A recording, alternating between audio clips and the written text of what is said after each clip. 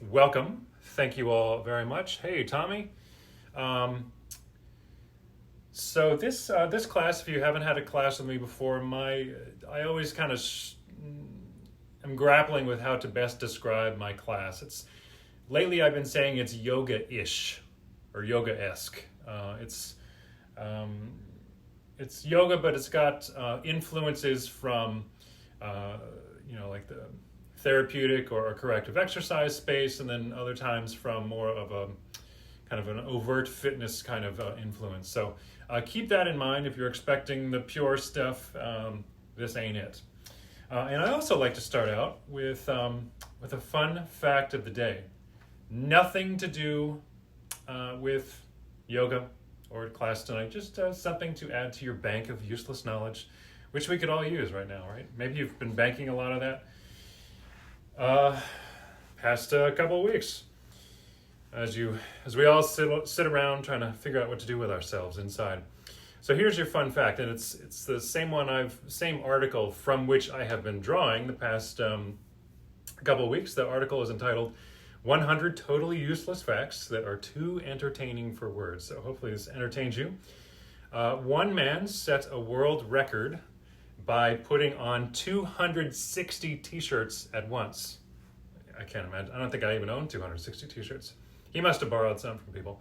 When Ted Hastings' son asked him whether he could set an official Guinness World Record, he decided to give it a try. And on February 17th, 2019, he reached his goal by wearing 260 t-shirts at one time. Hastings was able to get 20 shirts on by himself, but after that, he required assistance from a team to help him into sizes ranging from medium to 20x, 20 times large, 20 extra large, I guess. Around the 150 shirt mark, there were concerns about Hastings' ability to breathe due to the weight of the fabric, but he was determined to keep going and beat the previous record of 257 t-shirts. So how about that? People will do about anything to try to get into the record books, I suppose. But let's try to breathe right now into our lone t-shirt that we have on right now. And if you're just joining in, thank you for joining in. My name's Claiborne. If you need to rest at any point, please do that. If you want to lie down the remainder of this hour, that's fine with me, because I can't see if you're doing it anyway. So do what you can, and nothing is crazily challenging, I don't think. Maybe a couple of things tonight. But rest when you need to, and that's that. So let's start in a cross-legged seated position. And I want to give you a breathing exercise, a pranayama, as it's called in yogic language, called Viloma Pranayama, which I think, according to Iyengar, the yoga teacher who's very much into using props, which I am too, although our only prop tonight is the mat and the chair. I think he said that Viloma Pranayama means against the natural order of things, if I am recalling correctly. So it's an inhalation with 3 pauses, followed by an unpaused exhalation. So we'll try that several rounds, and then I wanted to try it with the body positioned in a couple different ways, but not right away. We'll kind of cycle back to it. So in your cross-legged position, or maybe you're doing some other position that's better suited to your unique architecture, come into that pose now and close your eyes. Sit up as tall as you can, trying to reach the top of your head towards the highest cloud in the sky.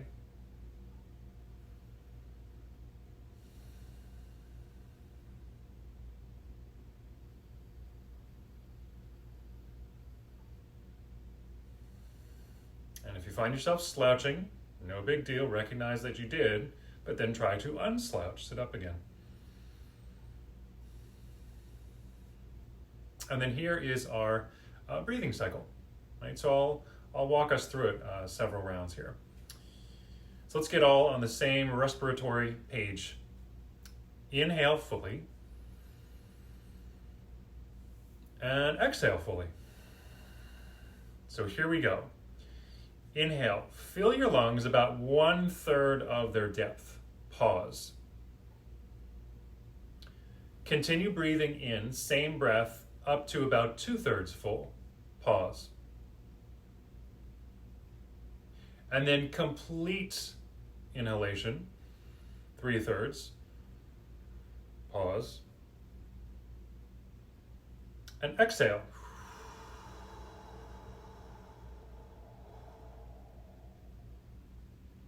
Even hold the exhalation for a moment.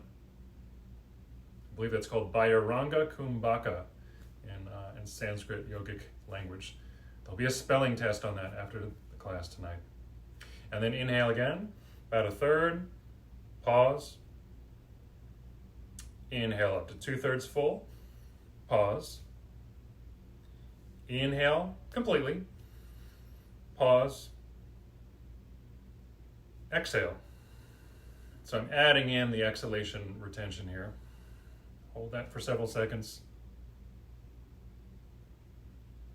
Let's do that for one more round. Inhale, 1/3, pause.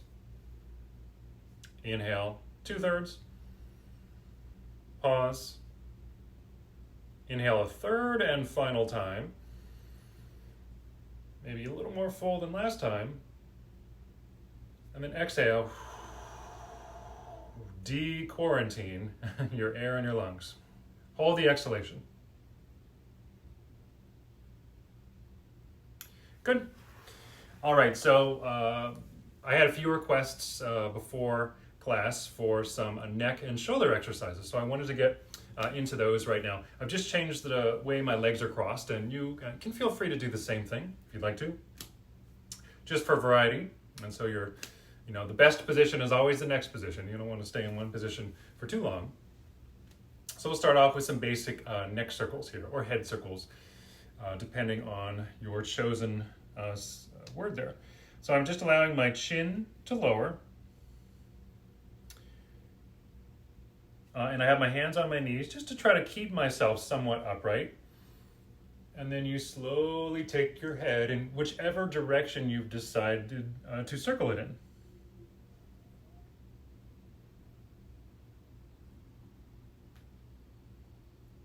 I'm getting some Rice Krispies neck sounds here, snap, crackle, pop.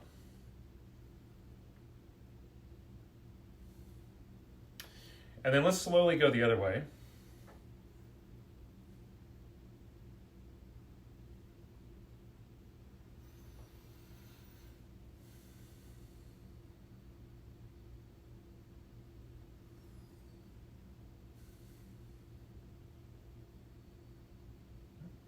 And then bring those circles into your thoracic and lumbar spine, rib cage and lower back area. Just so the entire spine is starting to get in on the rotational action.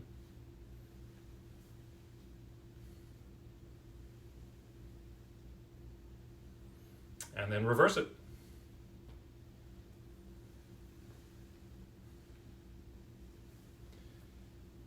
Excuse me.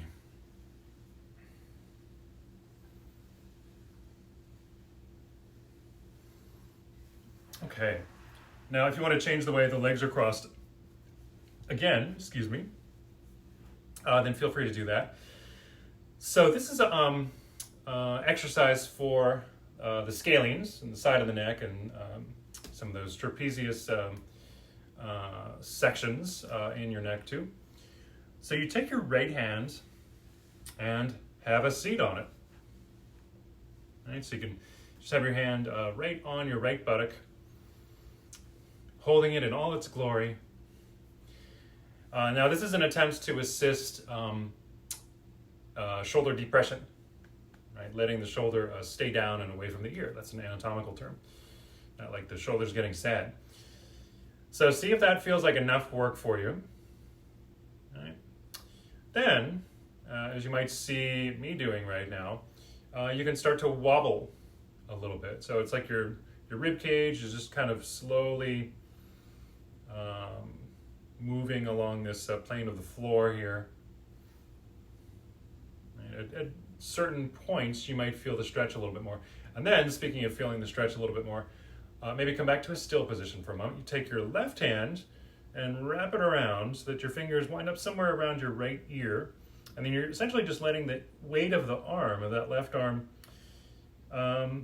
create a little more length in the right side of the neck.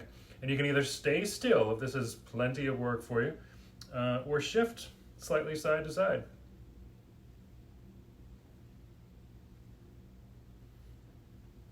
Keep yourself as upright as you can as you do that. I just caught myself kind of slouching a little bit.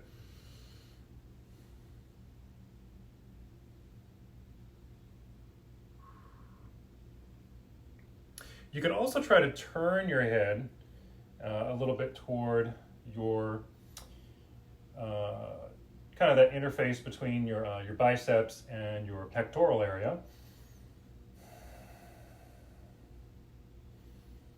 And this is an attempt to maybe target a little bit more some of the fibers of a muscle called the levator scapula, which is the Latin suggests is something that is a muscle that lifts the shoulder blade. Right. And I'm still wobbling. You can stay still if you prefer. Last moments with this. And then release that. Change the way your legs are crossed if you want to. And we'll try that on the second side. So palm up. Right, you got this wrist flexion on your left hand. Have a seat on your left buttock. All right, and you can tell my left shoulder is sitting much lower than my right now because I'm sitting on my hand. All right, so first, right, or maybe actually backtrack, first would be just to stay still. Ask, is this enough stretch for me? If yes, stay here, breathe your way through it. If you want to kind of challenge your proprioceptiveness of your, that's a new word, of the left side of your neck, you can start to wobble a little bit. Just kind of knowing where all of your neck soft tissues are within space. I'm kind of stretching the definition a little bit. We know all about stretching in yoga, right? And yoga type things as this is. Now, if you want to bring a little more stretch into the left side of your neck, right arm goes up. I just had a little vision. This will give you some indication of my age. I just had a little vision of He-Man reaching down for his sword by the power of Grayskull. Move your own skull toward your right shoulder a little bit, and using that arm just to give you a little more resistance, you can actually push your hand into your head to create a contraction in the scalenes in the side of the neck while you're trying to lengthen them.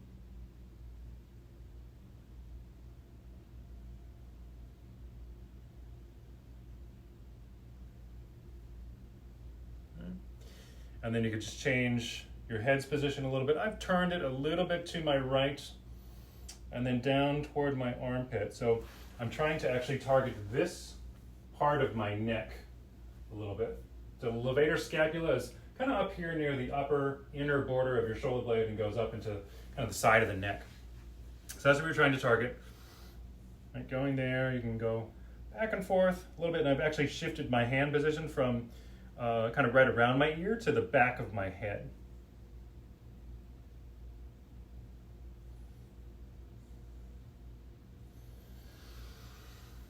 Good. All right, next, I'm taking a page out of the Kundalini Yoga Handbook. That's another branch of yoga under the umbrella of yoga. Lots of variations of it.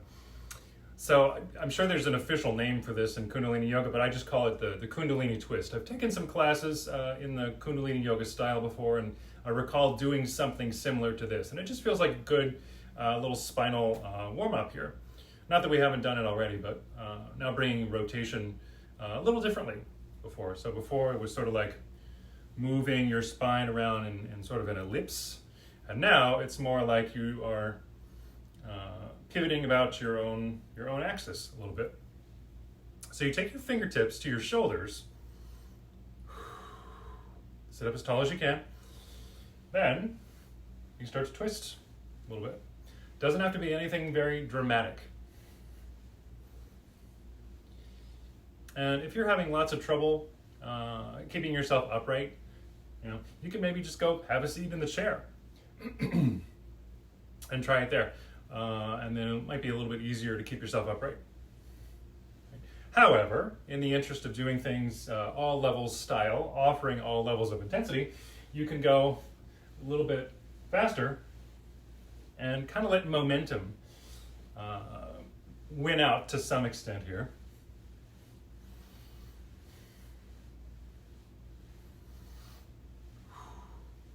Good, and then come back to a still position. And then this is a shoulder circumduction exercise from Yoga Tune-Up. It's called the epaulet arm circles. Your fingers are already on your shoulders, like vaguely reminiscent of epaulets on the shoulders of our great military. You take your elbows toward the midline. You try to push them into each other. You take your elbows up towards your eyes as close as they can, as long as they can stay together. And then when you reach the point where they must separate, allow that to happen. And then you're trying to get your elbows to touch behind your back, which I don't actually expect to happen for any of us, unless you have an amazingly small rib cage and very long humeruses. I've never seen anyone bring his or her elbows together when I've taught this, though, including mine. So let's go the other way.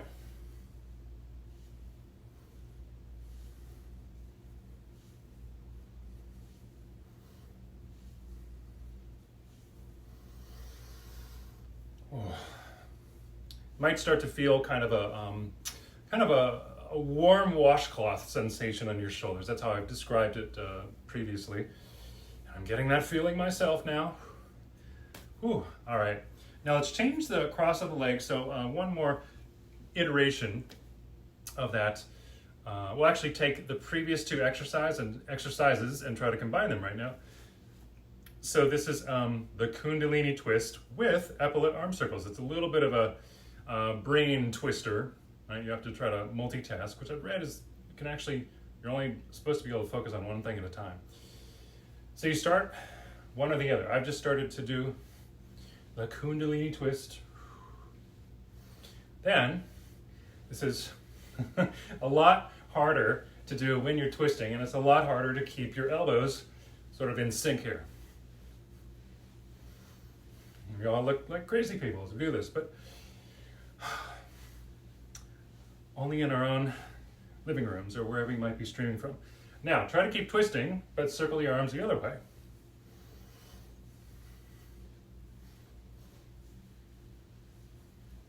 Now, I'm probably not becoming the best demo of this. It's becoming a little more loose because I'm fatiguing a little bit. Whew. All right. Now, just to start to gradually make our way out of the cross-legged position we've been in, this is an exercise that I call, and I'm having to look at my notes off camera here because I do forget things unless I have my notes. So I call this the cast a spell over your dominion, Pigeon-esque stretch. Might be thinking, what the heck is that? And what's he talking about? Well, let me show you here. So I have my hands behind me. Right? Just like you're hanging out on the ground or hanging out on some nice green space in the park when the parks are open. And they will be open again. Fear not.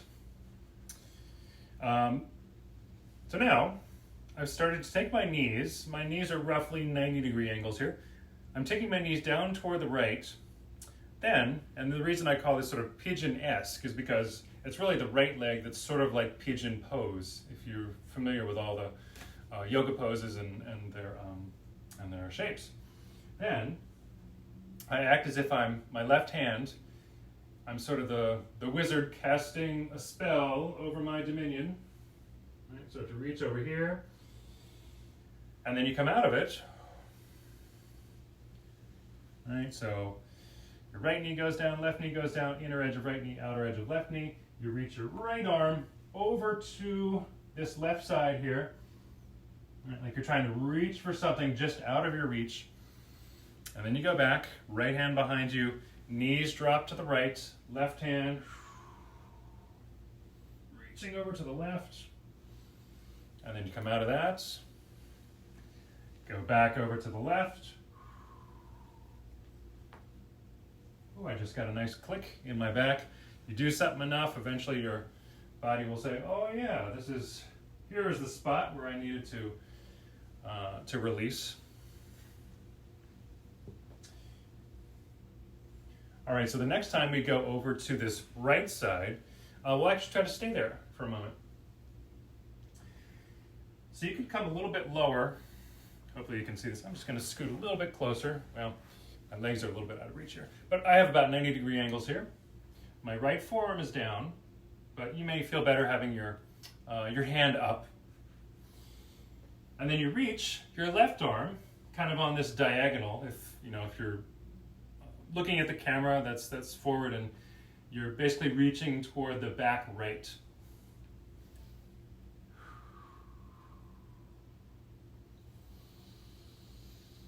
Looking at your phone, I should say. Now you can stay still or kind of move around a little bit, which is what I'm choosing to do here. Just explore the shape a little bit and see how it might illuminate your minds to where you're tight and where you're not throughout your back and in your hips. And we'll come up and do that on the second side. So casting another spell.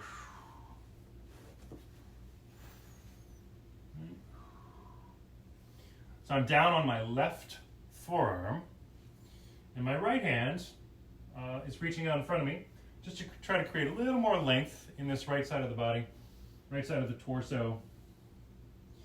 And stay still, breathe deeply if you'd like to, or move around a little bit.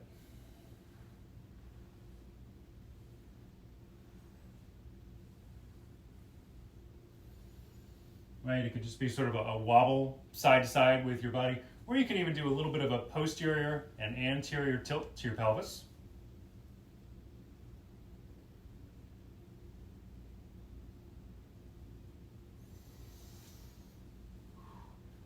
Good. All right, so come back up. So next, I want to go back to that Viloma Pranayama, that breathing exercise we started with. You will need your chair for this. So grab that right now. Whoa, here's my upper body exercise for this hour. So far, hint, hint, a little more coming. Okay, so have the chair on your left side and try to make it so that it's nestled up to you pretty close, and you can possibly reach the back edge of it, okay? So you're starting off facing straight on, and I love feeling my breath when I'm twisting. I love breathing into all of those spirals that are kind of being introduced to the intercostals and your respiratory diaphragm, your transversus abdominis, all of which contribute in some way to your breathing. So your hands, if you're facing straight ahead to start off with, your lower body's trying to stay pretty still. It might adjust a little bit. You reach your hands over toward your chair and try to hold onto the back of it. See, I just adjusted my hips a little bit.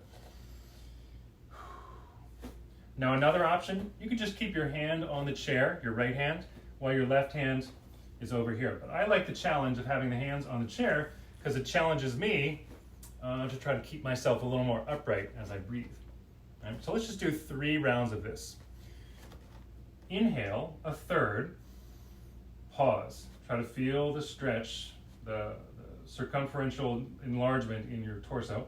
Inhale a second time, 2/3 full, pause.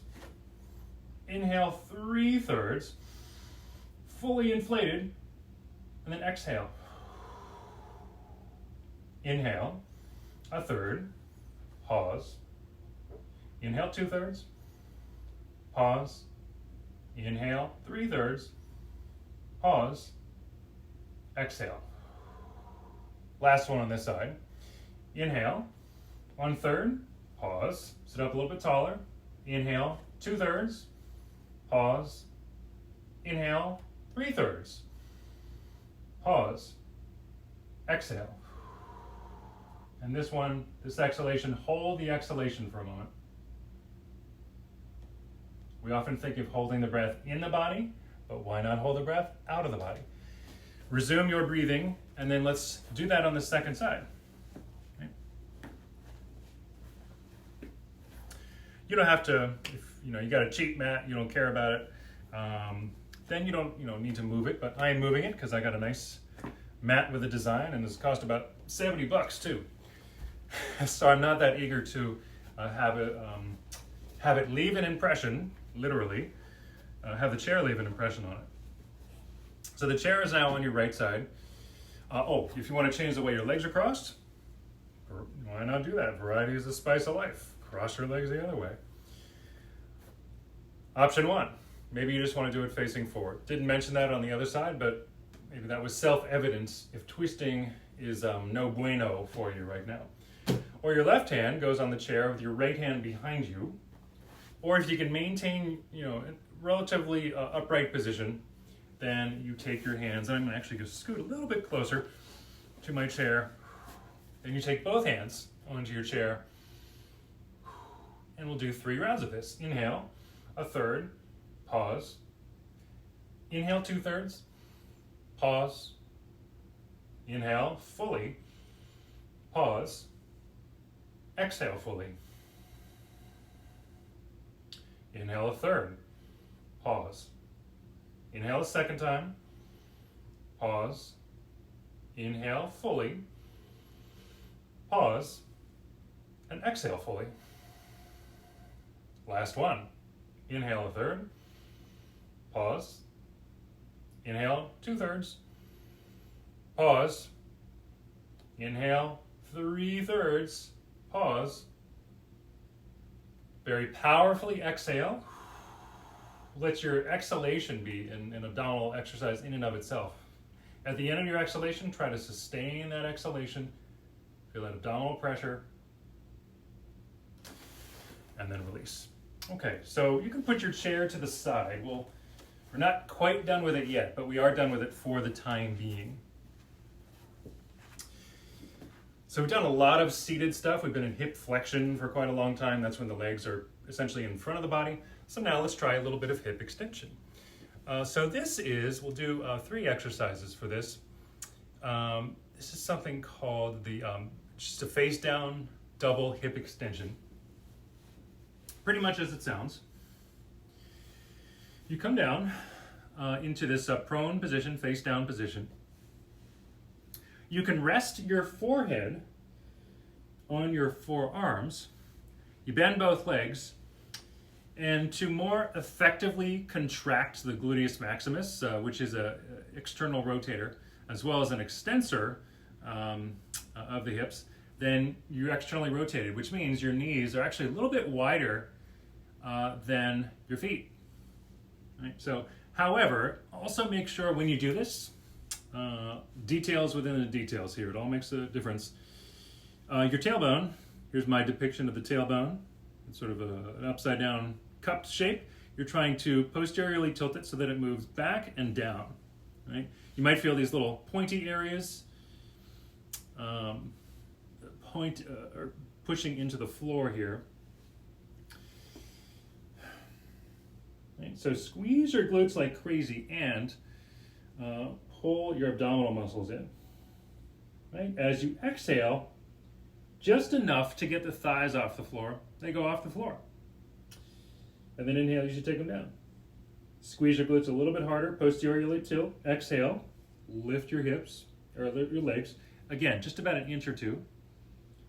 Inhale, they come down. Exhale, they lift. Inhale, lower. Exhale, lift. Inhale, down. Exhale, up. Let's try 3 more of those. Inhale, descending. Exhale, powerfully exhale as you squeeze your glutes and squeeze your abdominals. Inhale, lower. Exhale, lift. Inhale, down. Exhale, up. And inhale, lower. Good. And then you can just let your knees, maybe they come back to about hip width. and then windshield wipe them. Same idea as being on your back, almost the same idea, but it's similar in concept to lying down and then taking your knees from side to side.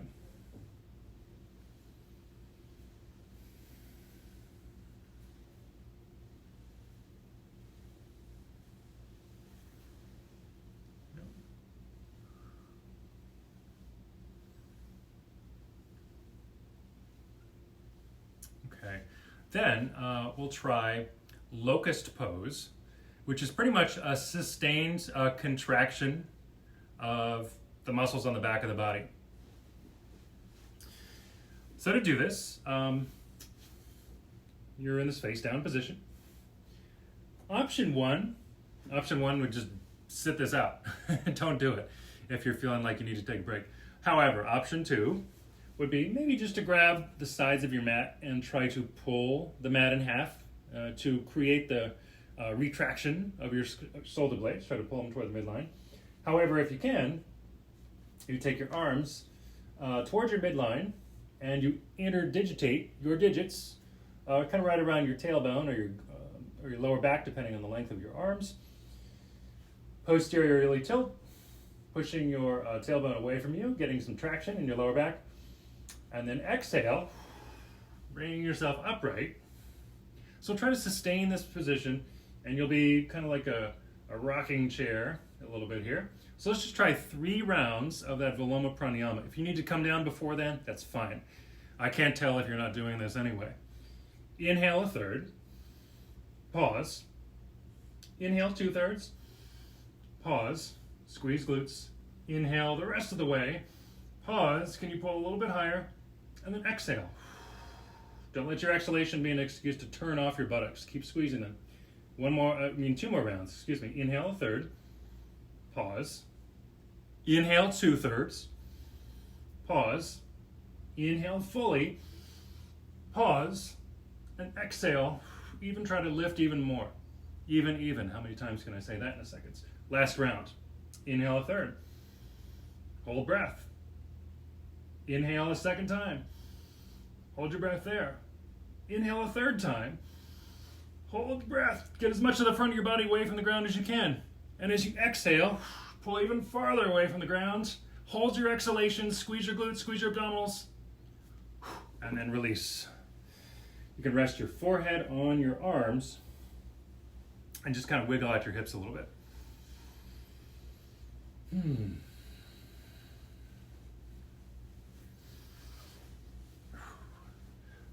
All right, so we'll need to go back to the chair now. So there was also a request for a little bit of abdominal work. Let's see, I just want to make sure I'm still in view here. Right. Hi, Peggy. I haven't looked up at the comments recently, so I just am seeing them again. Okay, so for this plank variation, oops, here I am, back in shot. You'll need your chair, and again, this is why it's important to have it be sturdy, because you're going to be subjecting it to your upper body weight, right? Let that support you. So, you know what? I better come back here, actually. Change my mind, folks. So that I'm in shot here. Yeah. All right, I'm trying to see myself on my little camera screen there. All right, so I have my hands on the chair. Feet are back. Then you start to, maybe you started off sort of in that interstitial space between sort of a plank and a downward dog kind of position. Then you start to shift your weight forward a bit more until your shoulders are kind of more over your wrists. Now my right hand, and I'm lucky I have a very grippy vinyl, I think this is vinyl, seats that's very in concert with my hands and the fact that they're a little sweaty right now. So I'm trying to spin my right hand clockwise to keep the shoulder externally rotated, and my left hand is trying to spin counterclockwise. So try both of those things just to give yourself a little more shoulder stability. Try to create this nice straight line. Try not to be tempted to just let the head hang like that, unless you just had your 5 quarantini lunch. All right, squeeze your glutes, and then here's just a little bit of a challenge. You try to stay, it's rigidly flexible or flexibly rigid. You're trying to keep some semblance of contraction in your abdominals, but you allow for a little bit of a dip in your hips and then a re-elevation of them.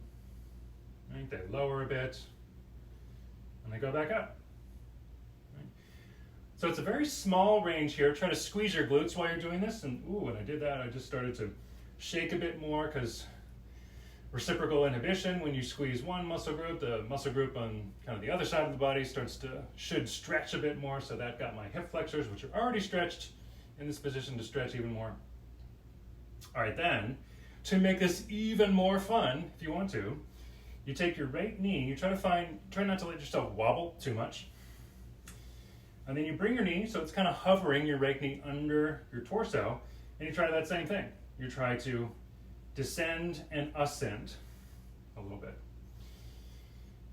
Now, I surmise that this is harder because you're bringing more of your total body weight into your shoulders and into your kind of your upper tier of your anterior abdominals here.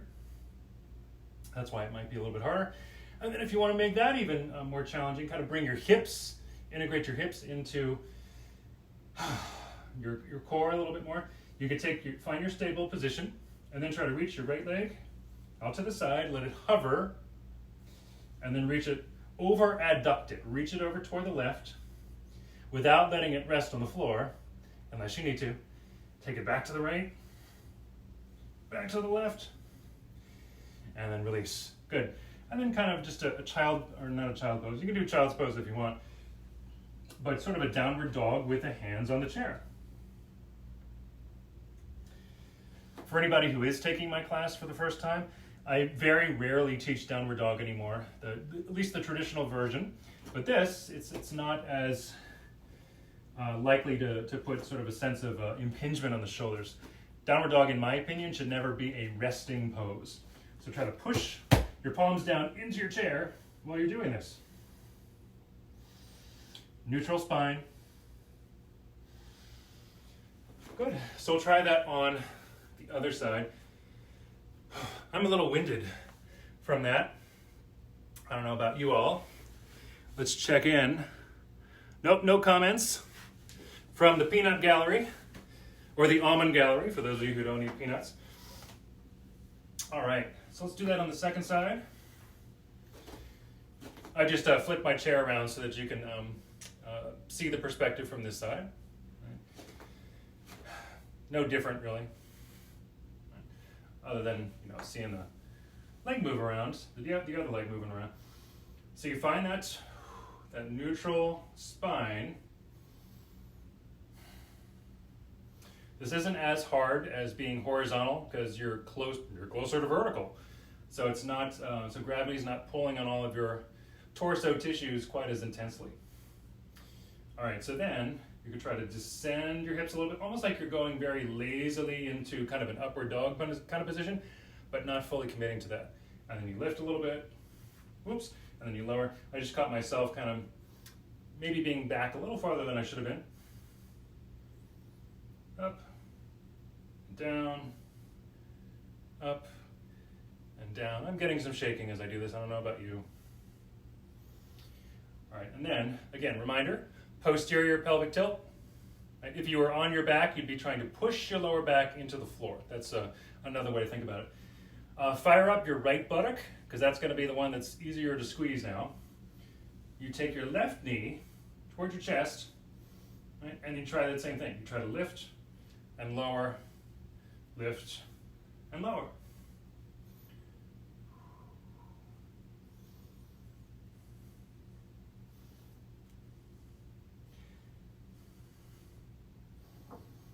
I can imagine you all loving/hating this right now. And then maybe find more of a still position as you try to reach your left leg out to the side. Make sure your lower back doesn't go into a hyperextension kind of position. And then try to over-adduct it, reach it over to the right. Again, without resting your right foot on the floor if you can. And take it back to the left, and back to the right, and then back to the middle, and happily back into that standing forward bend.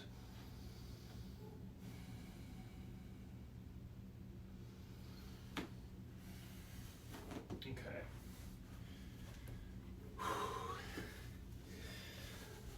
How are we doing? Okay, folks, I'm sweating too, don't worry. Let's see, so I sort of, I run the risk of making a fool of myself online here, but I'm paraphrasing Dave Barry, who said something like, if we can't make fun of ourselves, then you make it more likely that other people will do it for you. So this is a way to become a little more attuned to your body, but also to not take yourself too seriously. This is something I call the Pigeon Walk. Admittedly, I don't typically teach it in a studio because there's usually just not enough padding for the knees. And yes, I will admit right out of the gates here, this does ask a lot of your knees right here. So maybe you just want to see what I'm doing first before you decide to embark on this. This is like taking pigeon pose, bringing it upright, so that maybe you take some of the stretch tendency out of the deep six lateral rotators, and then place them into the adductors and hip flexors. And it's also a balance exercise. A lot of talking. Let me show you first. Again, I'm fortunate in that I have a nice carpeted floor here. See, just watch it first, and if your knees are saying, ain't no way that's happening, then don't do it. You know, you can just do regular pigeon pose for a minute if you're familiar with that. I'm actually gonna scoot a little bit this way. Hopefully you can see me. So I'm starting off on my knees. My knees are pointing straight ahead, relatively neutral. Then here comes some of the balance challenge, and I'll turn the other way in a second so you can see, but let me show you sideways.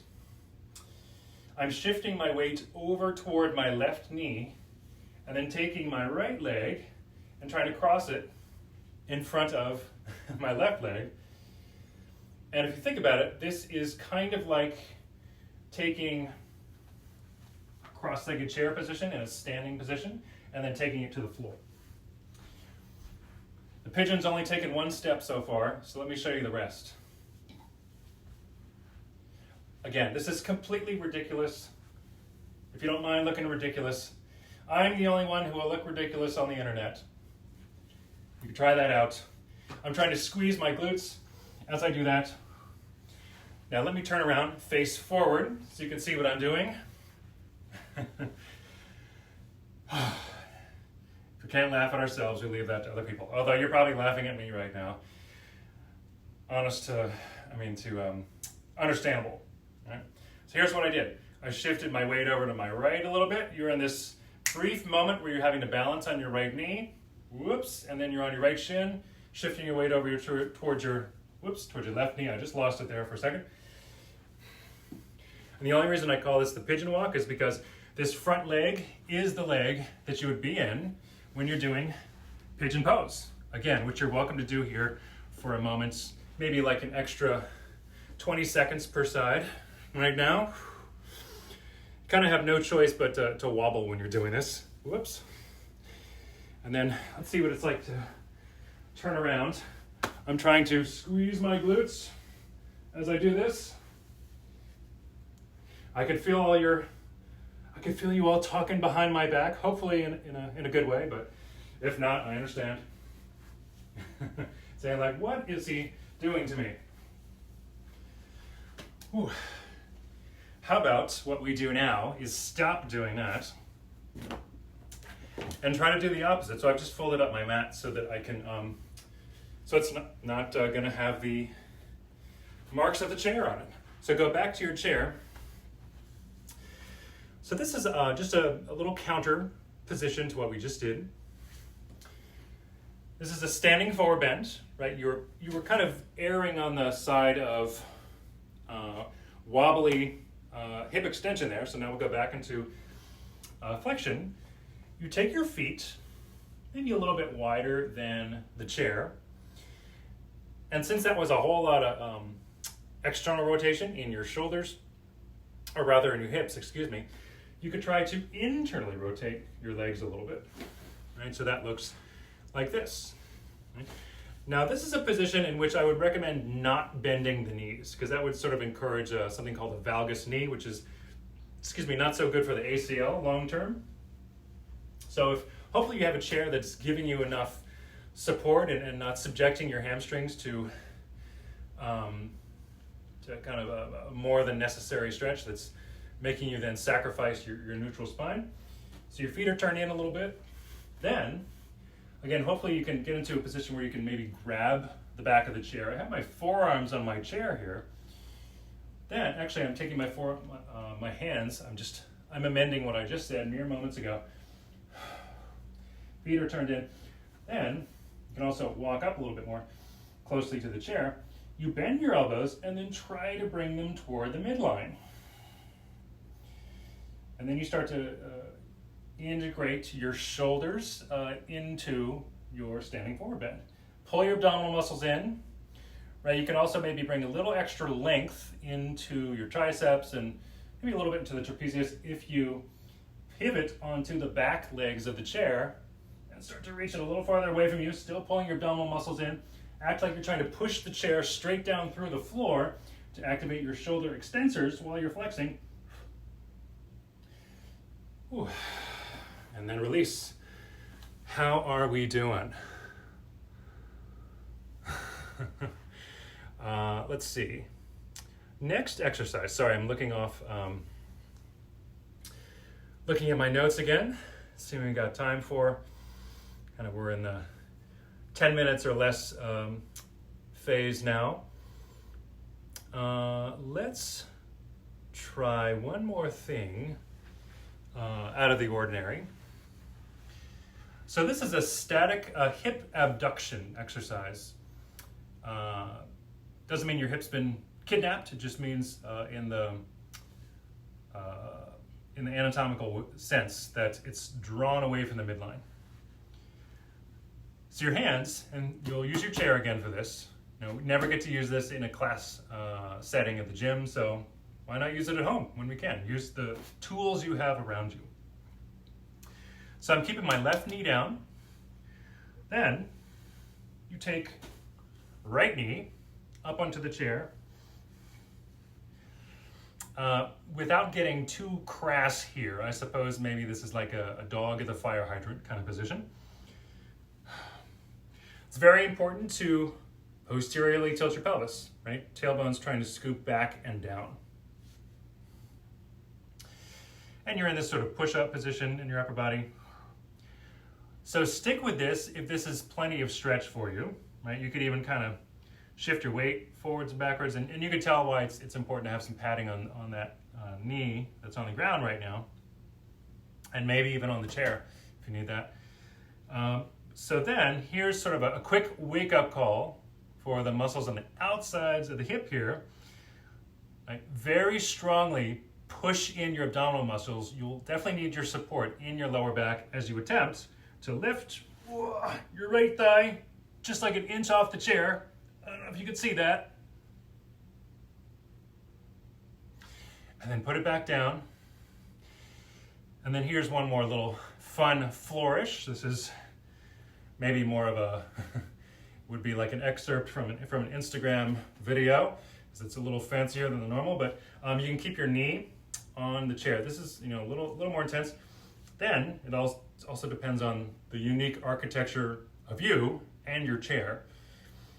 I'm driving my right knee into the chair, keeping my left hand down. Left hand's trying to spiral counterclockwise. And then reach your left leg under the chair. And then you try to lower the hips a little bit. So you're eccentrically contracting and stretching simultaneously, working your inner thigh. You try to lift a little bit more. This is actually a variation of an exercise from a fitness trainer named Arrow Westerberg, I think. And that's enough. Your adductors are, I believe, in the same connective tissue line as your rectus abdominis. So that's kind of working your abs there.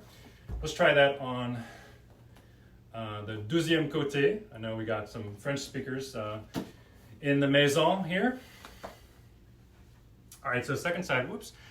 I was so eager to get into that second exercise.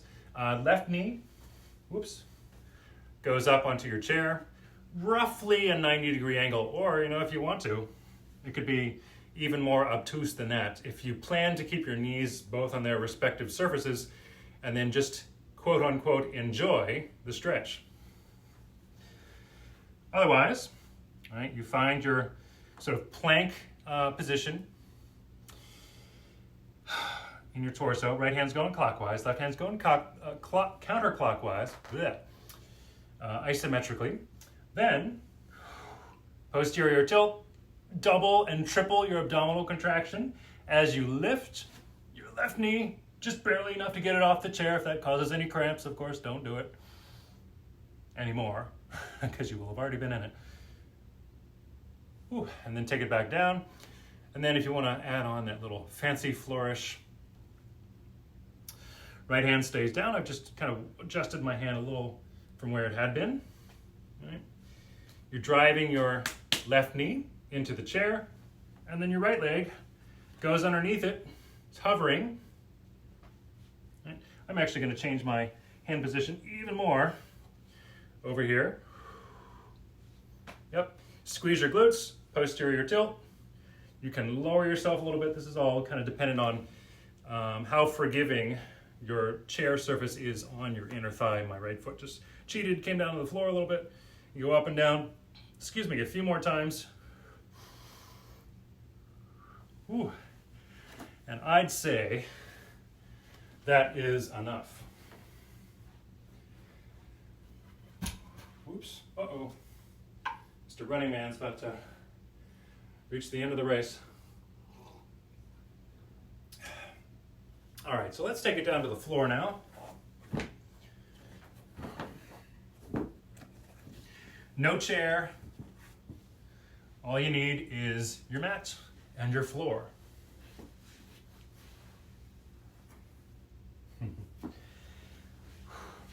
All right, so we're winding things down now.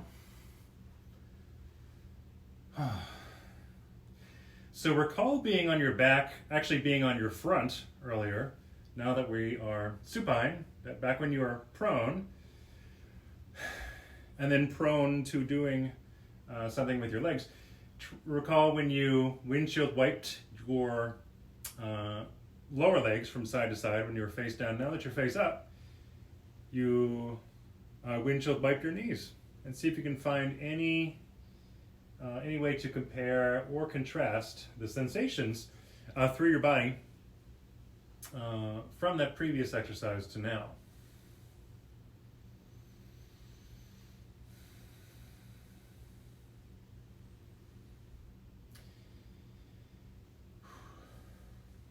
And then as your knees start to drop over to the right, start to take your left leg and reach it farther than the right leg. The right leg is kind of staying bent. You can try to stretch out your left leg, maybe bring a little more stretch into your back, and then re-bend it back onto the mat. You transition over to that second side. That right leg starts to stretch out, your knee extends, your right foot is somewhere around your left hand. And then you go back to the middle, retrograde, and then this time we'll try to sustain the twist. So we've done a lot of stuff, hopefully to warm up the legs, so you might be able to, oops, can't tell if I'm out of view here. You can grab a hold of your right foot with your left hand. Straight or not straight is your knee. Just do it, whatever your body is able to do.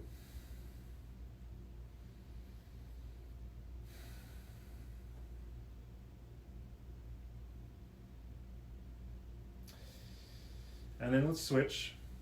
So rolling back into your back, letting the knees cascade over to the left side.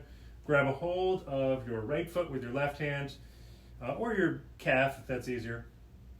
straight leg or slightly bent leg.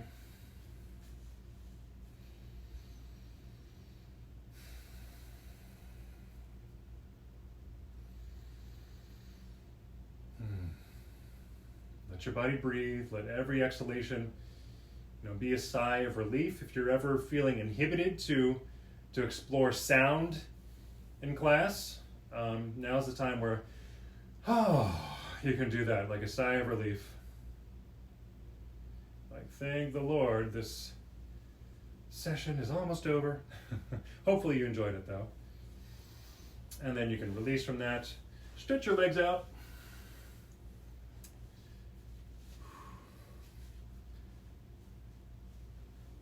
And then I want to try just 5 rounds, once again, of sort of a Cliff's Notes Shavasana here, a little bit condensed, just to not go over too much on the approximately what I intended to be on 50 minutes is bled over a little bit.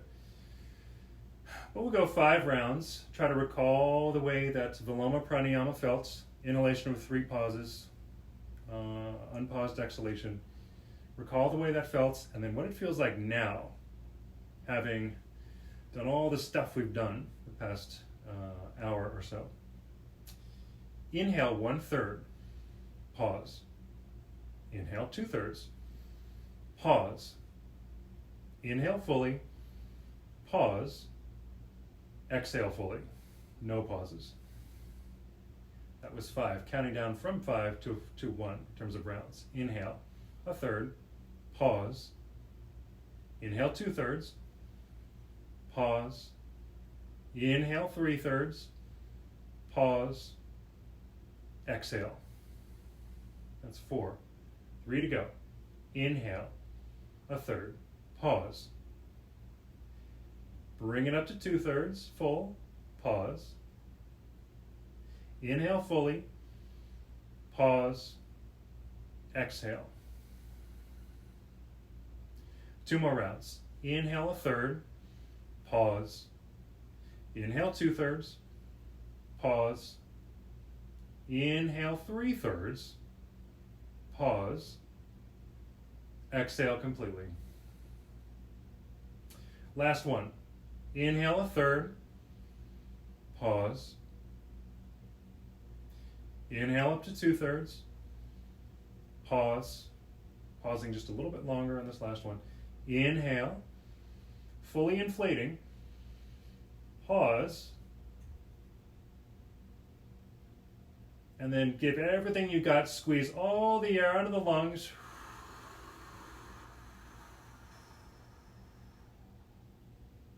Hold your exhalation for a moment. And then relax everything. Just find the off switch to all your contracting. Feel free to tune me out right now and stay here longer if you'd like to, or roll yourself to one side and sit up. And as I always like to end the session, you can take your palms together, bow toward them if you feel compelled to do that, bowing in gratitude to your body for all the work it did for you this past hour and every hour. Bowing also in tremendous gratitude to all of your blessings.